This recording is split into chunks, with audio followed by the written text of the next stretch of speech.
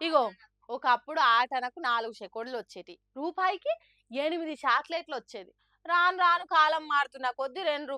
5 అయినాయి అవి. హగో గట్ల టైమ్ పాస్‌కు తినే షీట్ తిండే గంత పిరమైనప్పుడు వేరే ధరలు పెరగయా? అన్ని ధరలు పెరిగినాయి గానీ, ఇయాల ఒక బిల్ షీట్ జూసినంక నాకే ధరలు పెరిగినాయి అనిపిస్తుందా? లేక నిజంగానే దునియా ఖరీదైందా సమజైతలేదు. అవునబ్బా!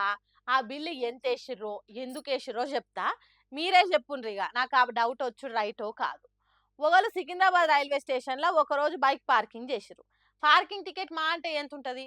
20 లేకుంటే 50 మరీ అంటే ఓ 100నో. కానీ సీదా ఆళ్ళకు రూ. 480 బిల్లేసి ఇచ్చిర్రు పార్కింగోళ్ళు. ఇగ మన భాషలో మాట్లాడుకుంటే రౌండ్ ఫిగర్ 500.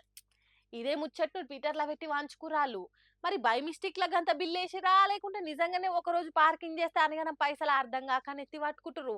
దినాం బండ్లు పార్కింగ్ జేసి పనులలకు పోయేటోళ్ళు.